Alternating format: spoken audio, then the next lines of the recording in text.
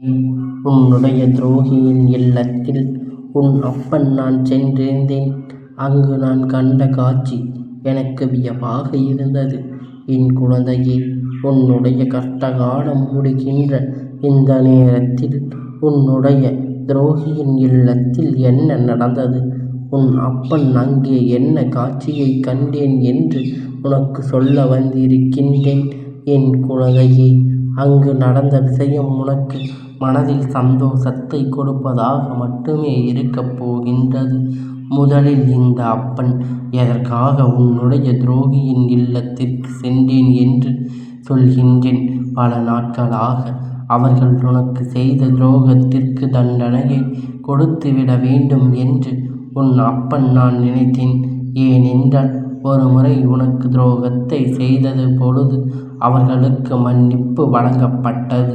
அதிலிருந்து அவர்களை திரும்பிக் கொள்வதற்காக வாய்ப்புகள் வழங்கப்பட்டது.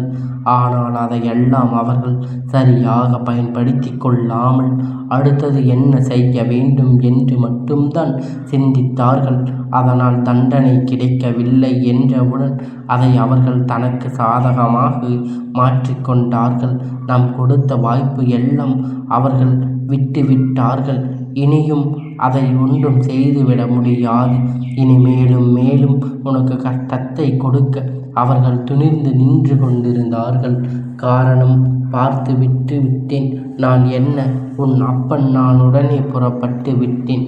அங்கு சென்று அவர்களை ஒரு வழியாக்கிவிட வேண்டும் என்றுதான் நான் அங்கு சென்றேன்.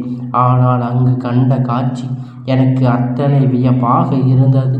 நாம் எண்ணி வந்தது ஒன்று, இங்கு நடந்து கொண்டிருப்பது வேறு விஷயமாக அல்லவா இருந்து கொண்டிருக்கின்றது.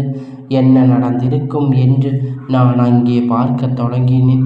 அப்பொழுது சில விஷயங்கள் எனக்கு தென்பட்டது. அதனால் அதனை உடனே உனக்கு சொல்லிவிட வேண்டும் என்று அப்பன் வந்திருக்கின்றேன். நான் அங்கு நடந்த காட்சிகளை கண்டு மன மகிழ்ச்சி அடைந்தேன். நான் பெற்ற இன்பத்தை என் குழந்தை நீயும் வர வேண்டும் என்பதற்காகத்தான் உன்னிடத்தில் இதனை உடனடியாக சொல்ல வந்திருக்கின்றேன். நீயே துரோகிகளை நினைத்து நினைத்து மனதளவில் வேதனை பட்டு கொண்டிருக்கின்றாய். நம்மோடு இருந்து கொண்டு நமக்கு இது போன்ற கஷ்டங்களை கொடுப்பதற்கு இவர்களுக்கு எப்படி மனம் வந்தது என்று எண்ணி மனதளவில் எப்பொழுதும் வேதனையை சுமந்து கொண்டிருக்கின்றாய். நீ எங்கே கண்கள் கலங்கும் அங்கே அவர்கள் இல்லத்தில் நடந்து கொண்டிருக்கின்ற விஷயத்தை பார்க்கும் பொழுது அப்படியே எதிராக நடந்து கொண்டிருக்கின்றது. உண்மையிலே இவர்கள்தான் உனக்கு துரோகத்தை செய்தார்களா என்று நினைக்கின்ற அளவிற்கு அவர்கள் மாறிவிட்டார்கள் என்பது அப்பன் சொல்கிறேன். அவர் மாறிவிட்டார்களா? கனவில் கூட இதுவெல்லாம் நடக்காது. ஏனென்றால் அவர்கள் துரோகங்களுக்கு மேல் துரோகங்களை சிறிதளவு கூட யோசிக்காமல் செய்தவர்கள். என்ன நடந்தாலும் நாம் எத்தனை கவலைப்பட்டாலும் அதை பற்றி ஒரு சிறு துளி அளவு கூட கவலைப்படாதவர்கள். இப்பேற்பட்டவர் எப்படி இருந்துவார்கள்? இவர்கள் எப்படி நல்ல வழிக்கு வருவார்கள் என்று என் பிள்ளை நீ கேட்கின்றாய் அல்லவா? என் குழந்தையே, இந்த நேரம் நான் சொல்கின்ற விஷயம் அத்தனையும் உண்மை. அவர்களுக்கு திருத்தியது உண்மை. அதற்கு காரணம் என்ன தெரியுமா? உனக்கு துரோகத்தை அதிகமாக செய்ய நினைத்த பொழுது அவர்களுக்கு உன்னுடைய குல தெய்வத்திடமிருந்து மிக பெரிய தண்டனை கிடைத்து விட்டது. உன் குல தெய்வம் முன்னே சென்று அவர்களுக்கு தண்டனை கொடுப்பதற்கான காரணம் பல நாள் பொறுமை இழந்ததற்கான காரணம்தான். அது எத்தனை தான் நானும் பொறுக்க முடியும்? இவர்கள் என் பிள்ளையை எத்தனை சோதனைக்கு ஆளாக்கி இருக்கிறார்கள். அதனால்தான் உடனே இவர்களை ஒரு வழியாக்கிவிட வேண்டும் என்று உன் குலதெய்வம் அவர்களுக்கு தண்டனையை கொடுத்திருக்கின்றது. உன் குலதெய்வம் கொடுத்த தண்டனை என்ன தெரியுமா? அவர்களை உடலால் காயப்படுத்தவில்லை, அவர்களை மனதளவில் காயப்படுத்தி இருக்கிறார். நம் ஒருவருக்கு துரோகத்தை செய்தால் அது எத்தனை பெரிய வலியை கொடுக்கும் என்பதனை அவர்கள் வேதனைகளை கொடுக்கும் என்று அவர்கள் நம்பி ஒருவர் மூலமாக கொடுத்து விட்டார்கள். அதனை அனுபவித்த அந்த வேதனையை கண்டு நம் போல் தானே நம் துரோகங்கள் செய்தவர்களுக்கும் இருக்கும் என்று எண்ணி அவர்களின் மனதை கொஞ்சம் கொஞ்சமாக மாற்றி தொடங்கிவிட்டார்கள். இந்த அப்பன் அங்கே நுழைந்த பொழுது குலதெய்வம் அங்கே நின்று அவர்களை நல்ல வழிபடுத்தி இருப்பதை நான் கண்டு கொண்டேன். என் குழந்தையே, உன்னுடைய குலதெய்வம் அங்கே கொடுக்கின்ற இந்த தண்டனையிலிருந்து இனிமேல் அவர்களுக்கு மீண்டும் வந்துவிட முடியாது. இனி யாரையும் பழி வாங்க வேண்டும் என்று, யார் வழி எந்த கெடுதல் செய்ய வேண்டும் என்றும் அவர்கள் கனவிலும் கூட நினைத்து பார்க்க மாட்டார்கள். அந்த அளவிற்கு வேதனைகளை அவர்கள் அடைந்து விட்டார்கள். இப்பொழுது மனதுக்குள் தெளிவு கிடைத்து விட்டது. உன்னை பற்றி நல்ல விதமாக பேசிக்கொண்டிருக்கின்றார்கள். அவர்கள் செய்த தவறை உணர்ந்து அங்கே உன்னிடத்தில் இனிமேல் மன்னிப்பை கேட்டுவிட வேண்டும் என்று யோசித்து கொண்டிருக்கின்றார்கள்.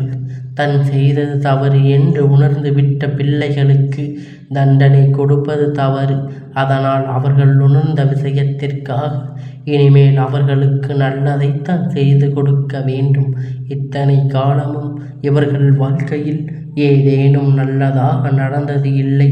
ஏனென்றால் அடுத்தவர்கள் நான் எப்பொழுதும் அவர்களுக்கு செய்தது எல்லாம் அப்போ அவர்களுக்கு திரும்பி சென்று இருந்தது என்பதை அவர்கள் புரிந்து கொண்டார்கள். என் பிள்ளையே, எத்தனை சோதனைகள் ஆளுகின்றது.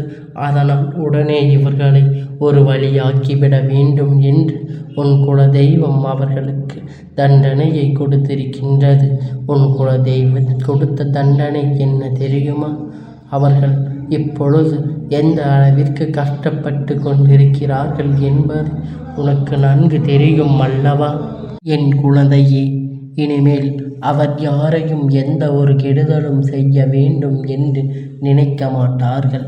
என் குழந்தையே, உன்னுடைய குலதெய்வம் கொடுத்திருக்கின்ற இந்த தண்டனையிலிருந்து இனிமேல் அவர்கள் மீண்டு வந்துவிட முடியாது. இனி யாரையும் பழி வாங்க அவர்கள் நினைக்க மாட்டார்கள். யார் வாழ்க்கையிலும் எந்த ஒரு கெடுதலும் செய்ய வேண்டும் என்று அவர்கள் கனவிலும் கூட நினைத்து பார்க்க மாட்டார்கள். அந்த அளவிற்கு மனதுக்குள் தெளிவு கிடைத்து விட்டது. உன்னை பற்றி நல்ல விதமாக பேசிக் கொண்டிருக்கின்றார்கள். அவர்கள் செய்த தவறுகளை உணர்ந்து அங்கே உன்னிடத்தில் இனிமேல் மன்னிப்பை கேட்டுவிட வேண்டும் என்று யோசித்து கொண்டிருக்கின்றார்கள்.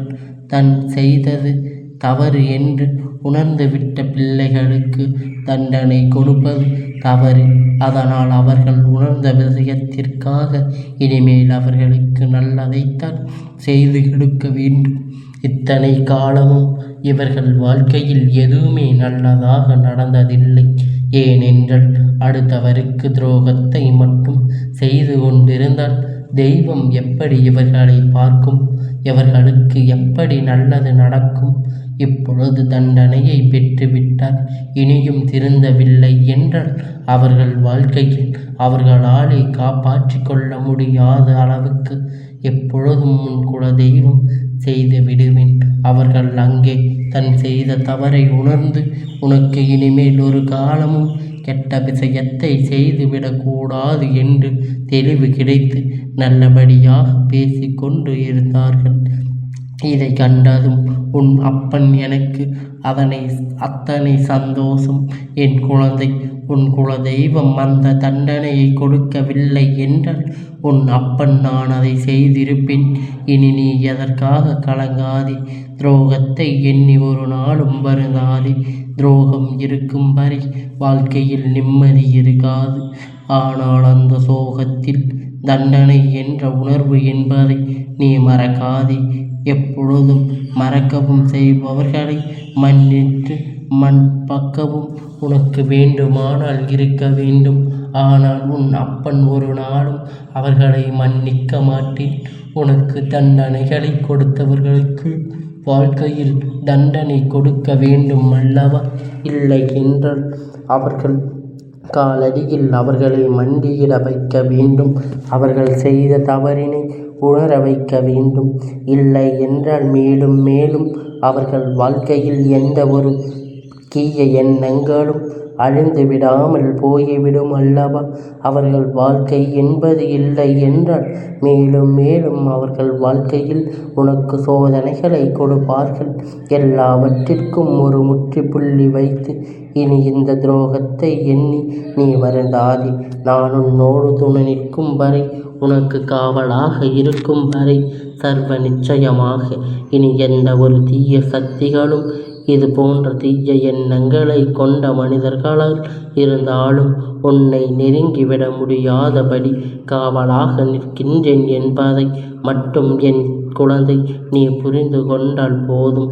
இந்த அப்பனுடைய ஆசீர்வாதங்கள் என்றென்றைக்கும் உனக்கு முழுமையாக கிடைத்து கொண்டே இருக்கும்.